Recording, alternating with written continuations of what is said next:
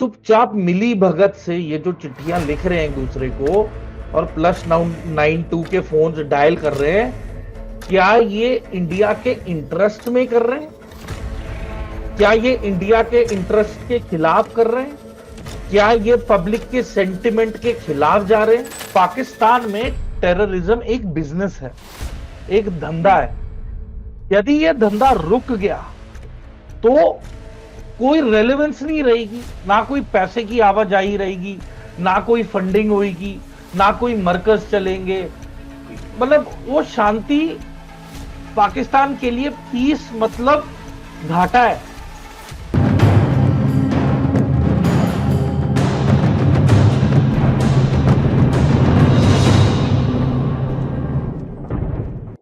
नमस्कार। रणक्षेत्र में आपका स्वागत है। मैं राव पांडे। भारत और पाकिस्तान के रिश्ते एक बार फिर से सुर्खियों में हैं। दरअसल भारत और पाकिस्तान के लगभग 100 नागरिकों ने प्रधानमंत्रियों को पत्र लिखा है और उन्होंने कहा है कि भारत और पाकिस्तान के जो रिश्ते बने हुए हैं उसमें नरमी आनी चाहिए, उसमें सुधार आना चाहिए। पत्र में उन्होंने और भी बातें लिखी हैं, लेकिन यहाँ सवाल उठता है कि अभी क्यों, अभी ऐसा क्या हुआ कि ये पत्र लिखा गया। इन सब के बीच में ट्रैक टू डिप्लोमेसी की भी बात सामने आ रही है।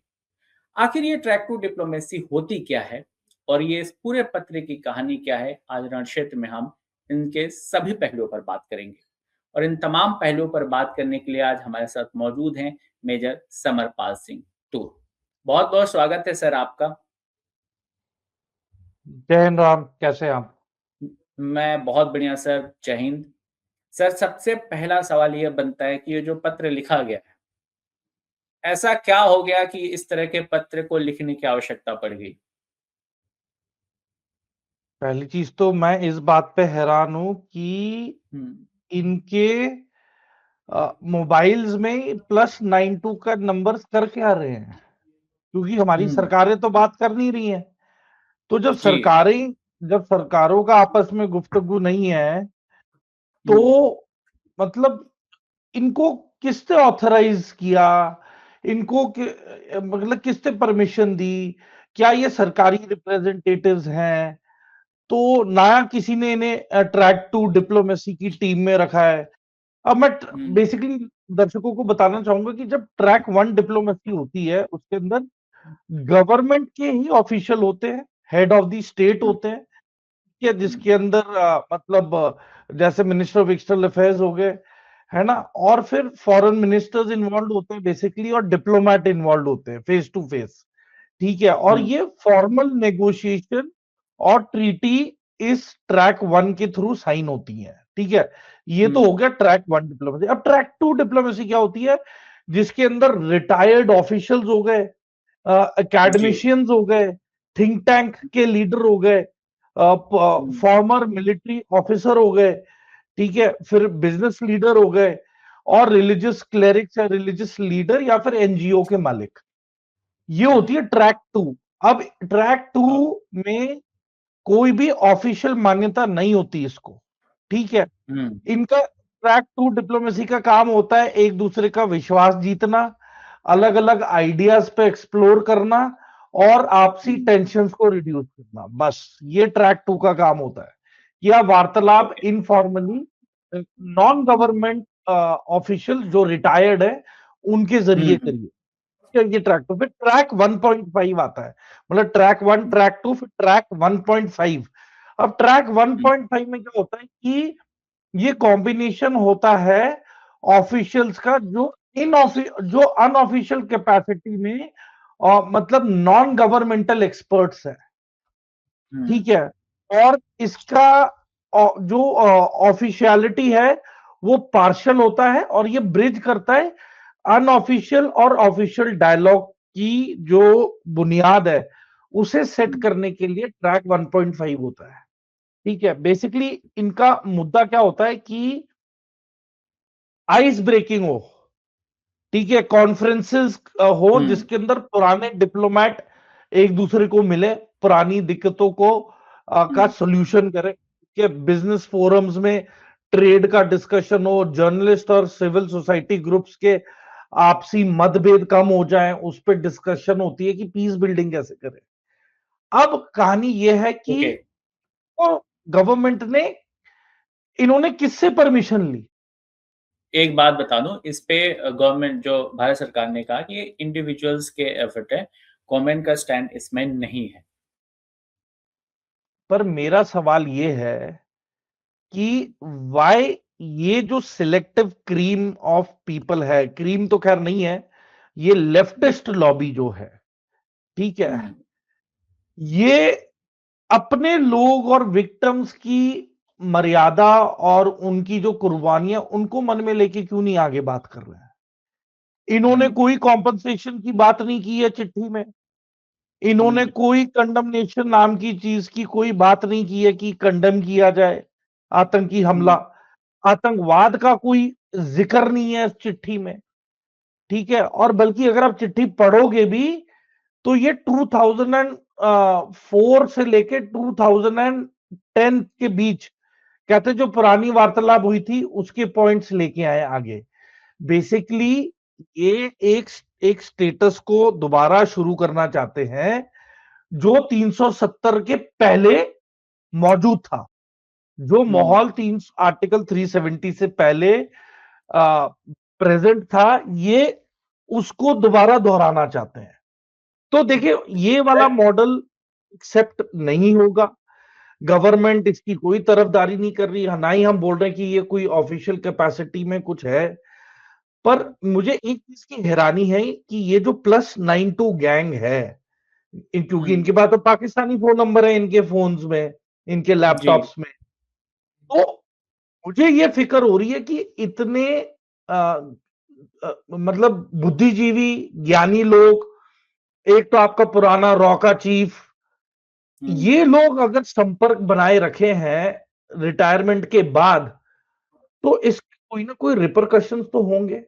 मतलब मैं तो हम्म। गुहार लगाता हूं एनआईए और सीबीआई को कि इनके जो भी डिजिटल डिवाइसेस है उनको कॉन्फिस्केट किया जाए, उनकी थरो इन्वेस्टिगेशन हो, उनको प्रॉपरली चेक किया जाए कि क्या ये 61 लोग कोई एंटी नेशनल या अनटूवर्ड कोई हरकत तो नहीं कर रहे हैं, या अनजाने में या जानबूझ के क्या ये कोई इंफॉर्मेशन तो नहीं पास कर रहे हैं पाकिस्तान को, और इनको बदले में कुछ ऑफर तो नहीं हो रहा है पाकिस्तान की तरफ से कि अगर आपने हमारी वार्तालाप करा दी भारत सरकार के साथ, तो वो शर्तें रख देंगे कि हम आपको ये सारी चीजें देंगे।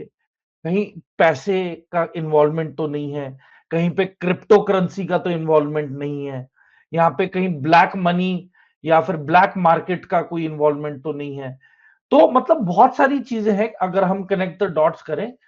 पर ये जो वेल नोन पब्लिक फिगर्स हैं और जो डाइवर्स पॉलिटिकल व्यूज है इनके, तो इन्होंने पब्लिकली क्रिटिसाइज नहीं किया पाकिस्तान को कभी भी। सर, इस पे यहाँ पर एक सवाल ये भी बनता है कि ऑपरेशन सिंदूर के बाद जिस तरह से पाकिस्तान कॉर्नर हुआ है या जिस तरह से पाकिस्तान की अभी स्थिति बनी हुई है, ऐसे समय में पाकिस्तानियों की तरफ से अपील करना तो समझ आता है क्योंकि वो प्रॉब्लम में हैं। उनको इंडस वाटर ट्रीटी के बाद उनके जिस तरह से बयान आ रहे हैं, ये बात तो सही है कि वो प्रॉब्लम। लेकिन भारत की तरफ से भी इन लोगों का कहना है कि पाकिस्तान से बातचीत हो।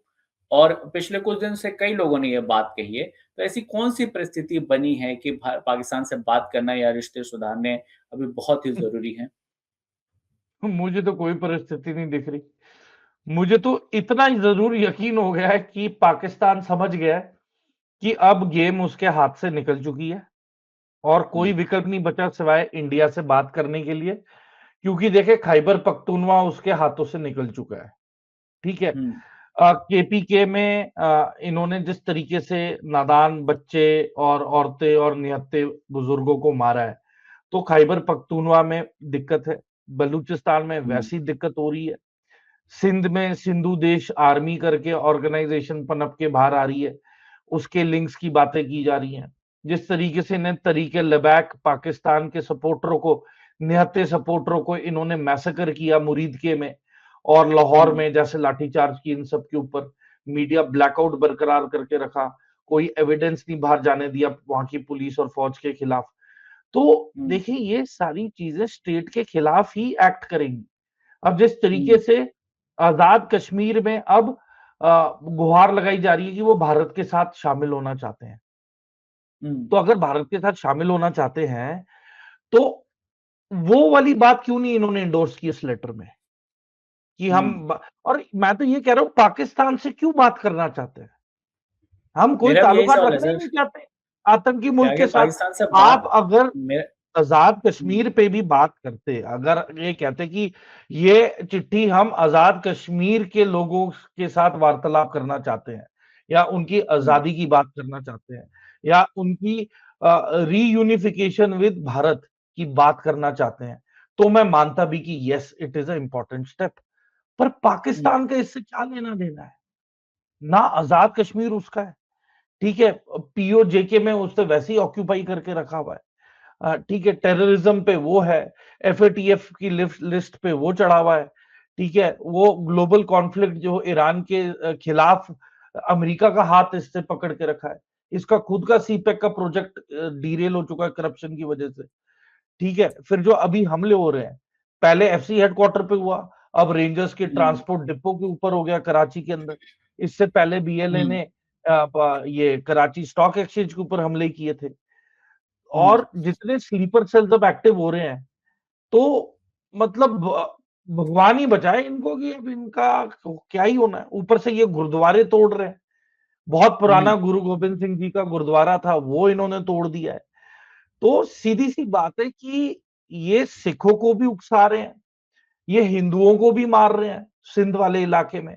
मतलब जोधपुर जैसलमेर में निखिल चंदवानी करके मेरे फ्रेंड हैं, वो हम्म, एक्टिविस्ट हैं जो कि जितने भी माइनॉरिटी हिंदू या सिख हैं उनको पाकिस्तान से वापस इंडिया लाके रिहैबिलिटेट करते हैं निखिल चंदवानी। हम्म, तो मैं यही कह रहा हूं कि हालत बहुत खराब है माइनॉरिटीज की आज की तारीख में।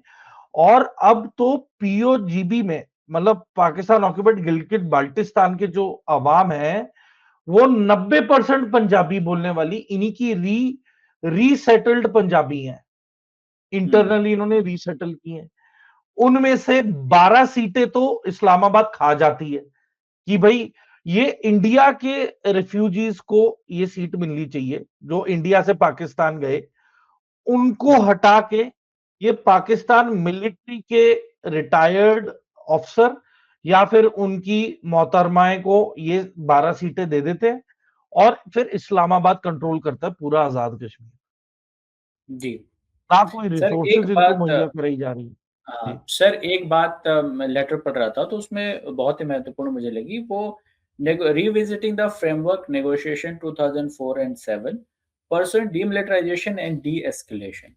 तो ये तो मतलब इस मुद्दे पे वो क्या ही बात करेंगे। डीएस्केलेशन उनको करना है, टेररिज्म उनको रोकना है।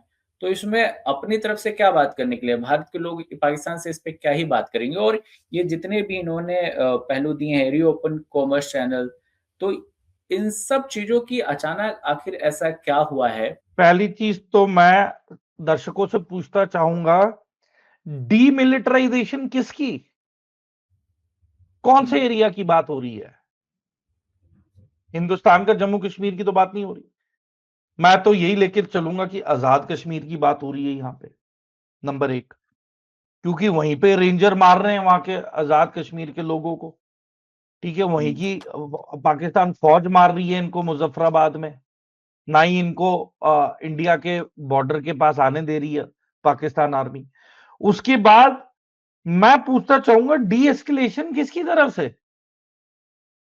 True sir. Who has escalated the problem? तो ये जो भी डिमांड दे रहे हैं इनको हुँ, स्पेसिफाई करना पड़ेगा। De hmm, escalation by Pakistan,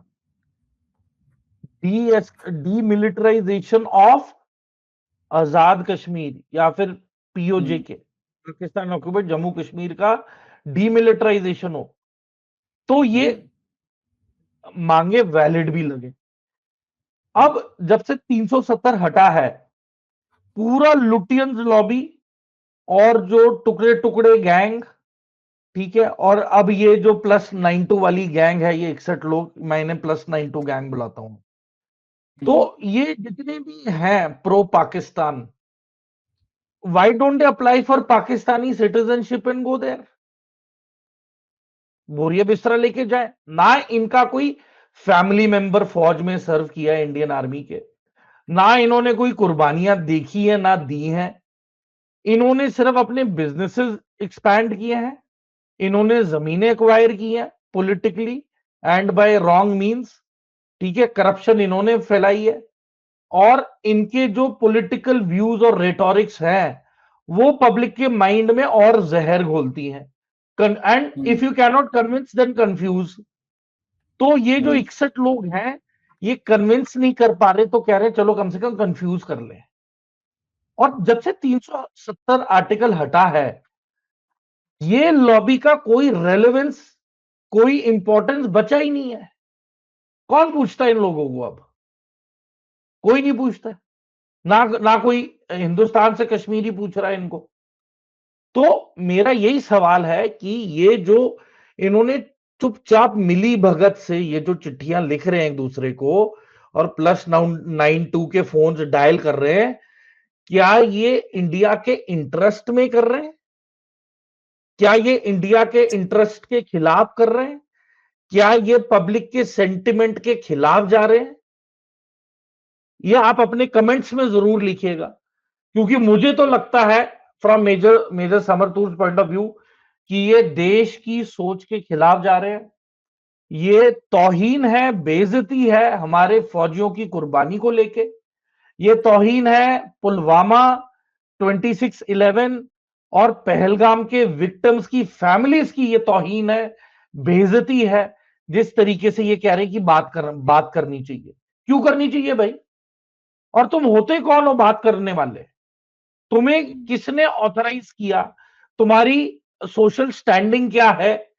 ना तुम कोई मिनिस्टर, ना तुम कोई पावर में हो, कोई मंत्री, ना कोई तुम इलेक्टेड पर्सन हो। 90% रिटायर्ड हैं ये लोग, और रिटायर्ड भी हैं तो जहां पे प्रो इंडिया रेटोरिक और नेशनलिज्म की बात होनी चाहिए, ये पाकिस्तान से बात करने की बातें कर रहे हैं। ये जम्मू कश्मीर से फौज हटाने की बातें कर रहे हैं। तो ये वही पैटर्न है जो प्री आर्टिकल 370 था। जो राजिंदर कोड मैंने देखा है कश्मीर में, मैंने गालियां भी सुनी है जब लोग गाली देते थे कि Indians and Indian dogs go back. ठीक है, सड़कों पे वो पेंट, स्प्रे पेंट के साथ लिख के जाते थे। रोज अपनी दुकानों के जब ये शटर डाउन करके जाते थे रात को, तो अपने शटरों के ऊपर स्प्रे पेंट से हिंदुस्तान के बारे में बहुत अपशब्द और गलत बातें लिख के जाते थे। और फिर सुबह 3-3:30 बजे पेट्रोल निकलते थे स्प्रे पेंट के साथ कि भाई जो जो नाम शराब लिखा है वो सब दोबारा मिटाओ। तो ये जो इनकी जो डीएनए और मेंटल सोच है उसमें अभी भी जहर भरा पड़ा है। अभी 2 दिन पहले एक साइकिलिस्ट जो टूरिस्ट था वो जम्मू कश्मीर गया।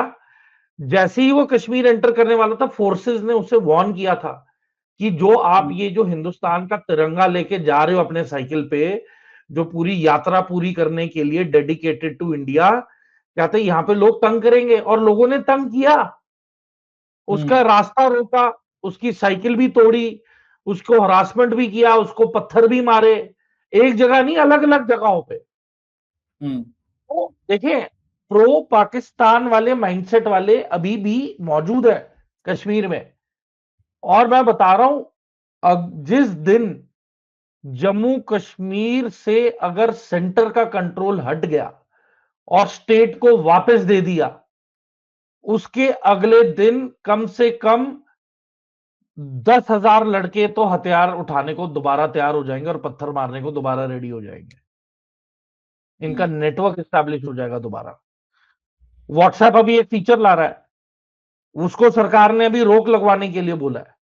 मतलब आप इतनी भी क्या इंक्रिप्शन कर रहे हो कि इतनी ज्यादा सीक्रेसी हो जाए तो फिर दोबारा ये टेरर मॉड्यूल्स एक्टिव हो जाएंगे।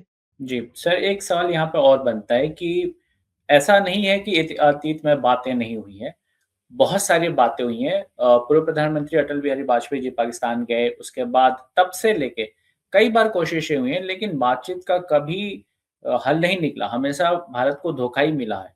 फिर भी ये कोशिश करना कि बातचीत की जाए, ये कितना सही है?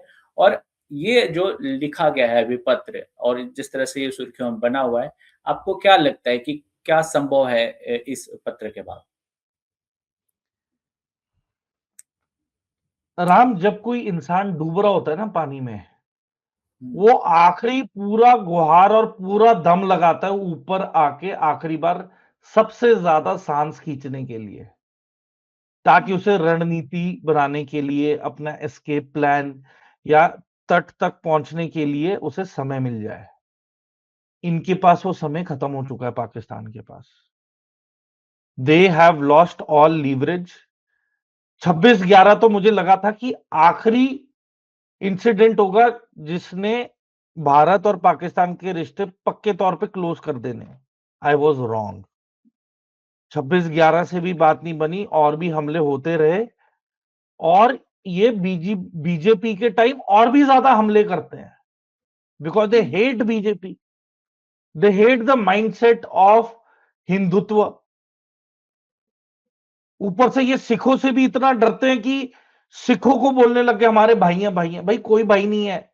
सिख, कोई हुँ, भी सिख पाकिस्तानियों का भाई नहीं है, ना कभी हो सकता हुँ, है। ये चीज क्लियर कर लो। और जिस तरीके से इन्होंने गुरु गोविंद सिंह जी का एक प्राचीन जो गुरुद्वारा तोड़ा है इन्होंने, तो जी, ये तो ऐलान जंग है सिखों के खिलाफ, और हुँ, सिख इसका बदला लेगा, बराबर लेगा, चुन चुन के लेगा।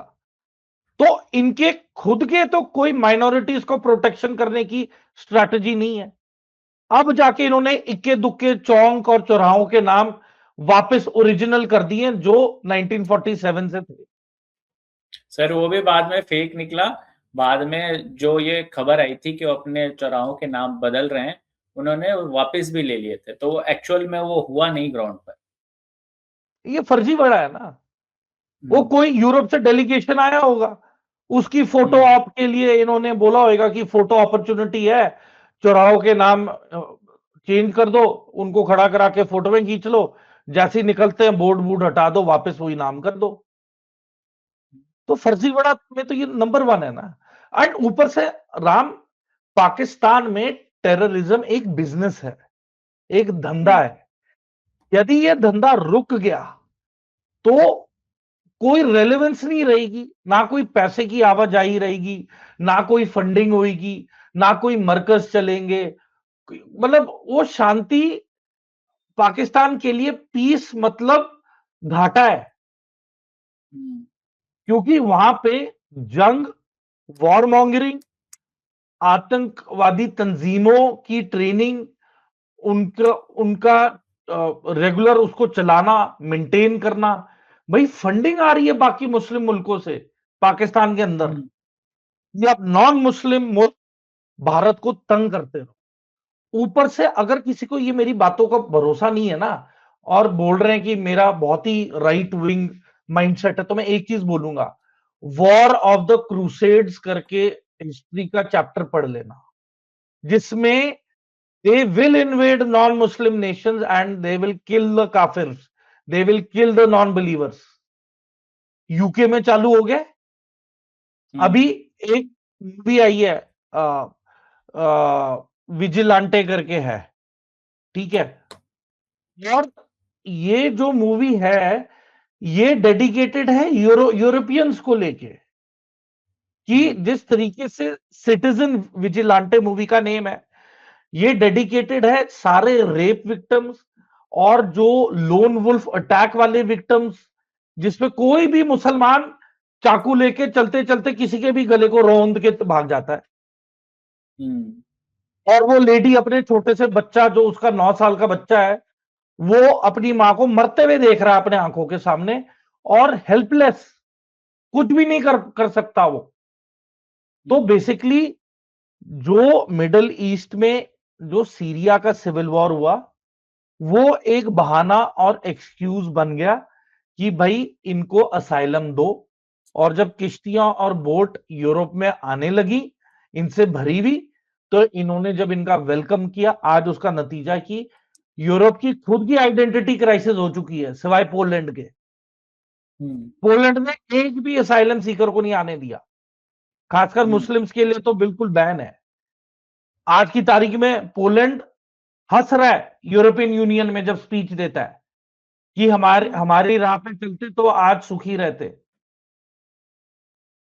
तो मैं वही बोल रहा हूं कि पॉलिटिशियंस ने पावर में रहने के लिए गलत लोगों की वोटों के दम पे पावर में रहना चाहते थे, जिसकी वजह से आज की तारीख में यूके का जो प्राइम मिनिस्टर है कियर स्टामर, तो स्टामर भी निकल गया है, उसे ही इज आउट।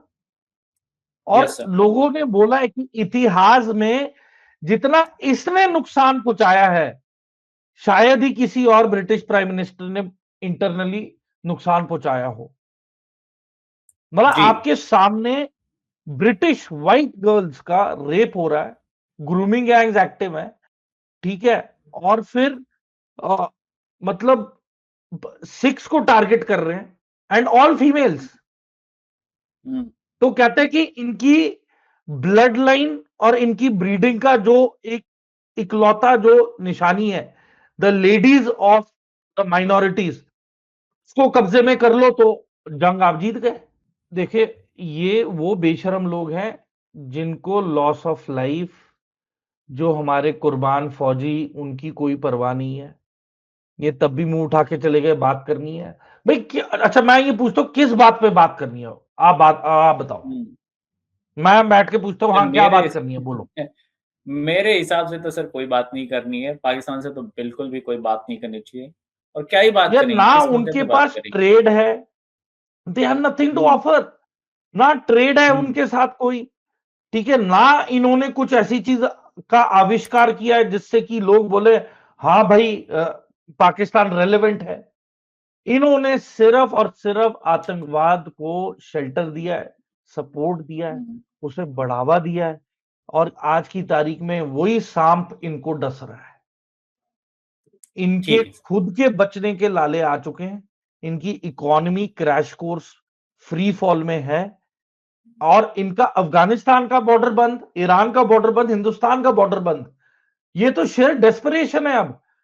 ये गुहार हुँ, लगा रहे हैं किसको? रशिया को, चाइना को, यूएसए को, उनके पैर पड़ रहे कि हमारी बात करवा दो इंडिया से, वरना कहानी खत्म है।